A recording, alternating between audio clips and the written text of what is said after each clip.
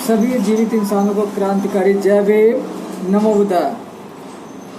साथियों, जीवित इंसान कहने का अर्थ यह है कि जो लोग अब अत्याचार के खिलाफ, अन्याय के खिलाफ आवाज़ नहीं उठाते, वो जीवित नहीं है। जीवित वही है जो अत्याचार के खिलाफ, अन्याय के खिलाफ आवाज़ उठाते हैं। इसलिए मैंने जीवित इंसानों को ही जय भीम और नमो बुद्धाय से अभिवादन किया है। साथियों, जिस तरह से आप देख रहे हैं कि भारतवर्ष में जातिवाद तेज़ी से बढ़ रहा, अंधविश्वास जिस तेज़ी से बढ़ रहा, ये स्थिति वहीं जारी है जहाँ से तथागत गौतम बुद्ध और बाबा साहब डॉक्टर बी.आर. अम्बेडकर ने निकाला था। हमारे महापुरुषों ने ज्योतिबा फुले, पेरियार रामास्वामी, पेरियार ललित सिंह यादव बौद्ध, संत रविदास, संत कबीरदास, जिन्होंने संघर्ष किया था। आज स्थिति यह है कि काल्पनिक और अंधविश्वास की चीज़ों को जिस तरह से बढ़ा चढ़ा कर पेश किया जा रहा है, उनको बढ़ावा दिया जा रहा है। यहाँ तक कि जो देश का सर्वोच्च न्यायालय सुप्रीम कोर्ट, वो काल्पनिक चीज़ों को, अंधविश्वास की चीज़ों को इस तरह से बढ़ावा दे रहा, ये देश के लिए बहुत ही दुर्भाग्य की स्थिति है। ये आने वाला समय जो है देश के लिए बहुत ही भयावह स्थिति की तरफ ले जाने की इशारा कर रहा है। जैसा कि सभी को विदित है, जो साकेत जिसका नाम अयोध्या रखा गया, जब अयोध्या ही नहीं था तो राम कहाँ से पैदा हुआ। 40 दिन के सुनवाई में सुप्रीम कोर्ट को कोई भी सबूत नहीं मिला कि राम वहाँ पर पैदा हुआ था। फिर भी मनुवादी सरकार, मीडिया और खुद सुप्रीम कोर्ट के जज, मनुवादियों ने जिस तरह से राम के प्रति, राम मंदिर बनाने के प्रति जो फैसला दिया है, वो बहुत ही निंदनीय है, बहुत ही गलत है और इतिहास में काले अक्षरों में लिखा जाएगा या काला इतिहास लिखा जाएगा। काला इतिहास कह सकते हैं, जो बहुत ही निंदनीय रहेगा। हमारा इतिहास उसको ये जानेगा कि जिन जजों ने फैसला दिया है, बहुत ही गलत फैसला दिया है। उसके बाद समतलीकरण के दौरान जिस तरह से वहाँ बौद्ध अवशेष निकल रहे हैं, वो तथागत गौतम बुद्ध की मूर्तियाँ निकली है, वहाँ पर बौद्ध स्तूप निकले हुए हैं, सम्राट अशोक द्वारा बनाया हुआ बौद्ध स्तूप निकला हुआ है। उसके बावजूद भी वहाँ पर दोबारा उस पर राम मंदिर का निर्माण कर रहा है, और जिसमें हमारे देश के प्रधानमंत्री नरेंद्र मोदी जी खुद उसका शिलान्यास करने जा रहे हैं। ये बहुत ही गलत फैसला है और ये देश के साथ, बौद्धों के साथ बहुत बड़ा अन्याय है। मोदी जी विदेशों में जाते हैं तो वहाँ पर कहते हैं कि मैं बुद्ध की धरती से आया हूँ, और भारत में आते हैं तो बौद्धों के साथ अत्याचार कर रहे हैं। बुद्ध जो कि समता, समानता, बंधुत्व के सिद्धांत को मानने वाले थे और लोगों को समता, समानता, बंधुत्व ही दिया, सभी को अच्छा इंसान बनाने के लिए कोशिश किया, जातिवाद, अंधविश्वास, पाखंड के खिलाफ संघर्ष किया। लेकिन आज बुद्ध की धरती पर बुद्ध का घोर अपमान हो रहा है। ये बहुत ही दुखद स्थिति है।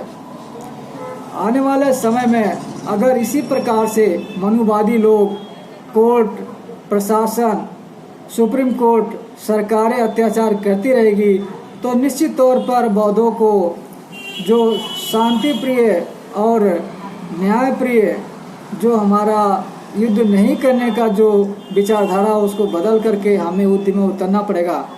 और जो तथागत गौतम बुद्ध के अपमान करेगा, जहाँ पर जैसे जो अयोध्या, जो साकेत है, वो बौद्धों का जमीन है, बौद्ध स्थल वहाँ पर था, और उस तथागत गौतम बुद्ध के स्थल पर, बुद्ध के सीने पर जिस तरह से काल्पनिक राम का मंदिर बनाया जा रहा है, जिस दिन सारे देश के SC, ST, OBC माइनॉरिटी एक साथ हो जाएंगे, तो निश्चित तौर पर ये बना हुआ राम मंदिर हम तोड़ेंगे।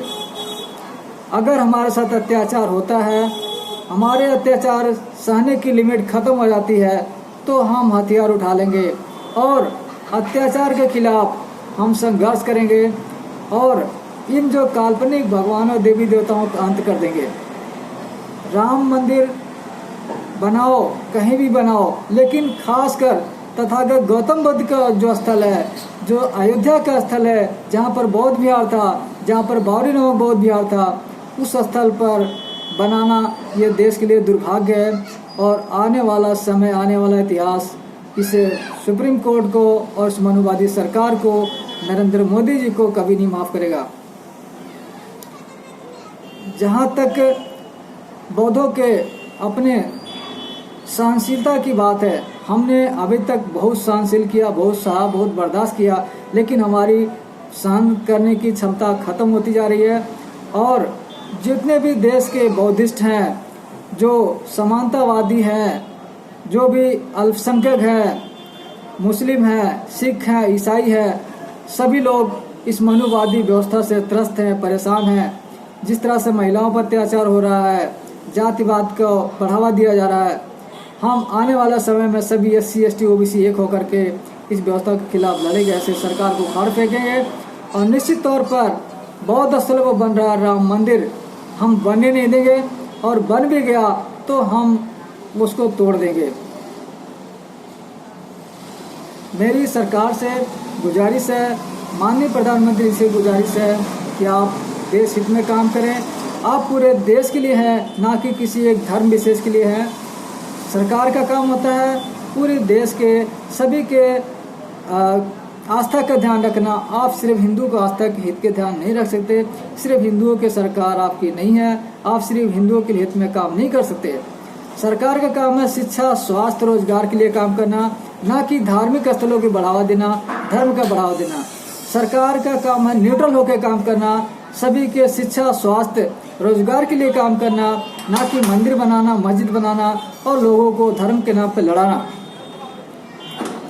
अगर मंदिर बनाने से नहीं रोका गया तो अल्टीमेटली देश के बौद्ध, बहुजन, SC ST OBC सभी लोगों को मजबूरी होकर जिस तरह से इन्होंने काल्पनिक राम को, बाबरी मस्जिद को तोड़ करके और राम मंदिर का निर्माण करें, इसी तरह से हम राम मंदिर को दोबारा तोड़ेंगे, वहाँ पर बौद्ध विहार ही बनेगा।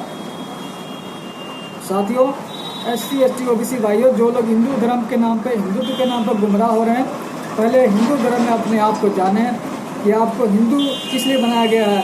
आपके आरक्षण करने वाले, आरक्षण की विरोध करने वाले कौन है। जब आपको मुस्लिम से लड़ाना होता है तो आपको हिंदू बना दिया जाता है, और जब आप हिंदू धर्म में आते हैं तब आप हिंदू नहीं, फिर आप वाल्मीकि हैं, आप चमार हैं, आप धोबी हैं, आप खटीक हैं, आप पासी हैं, मौर्य हैं, आप तेली हैं, आप यादव हैं, आप जाट हैं। इस तरह से आपको आपस में लड़ाया जाता है। इसलिए 563 ईसा पूर्व पैदा हुए तथा गौतम बुद्ध ने इस व्यवस्था की विरोध किया है कि सभी इंसान बराबर है।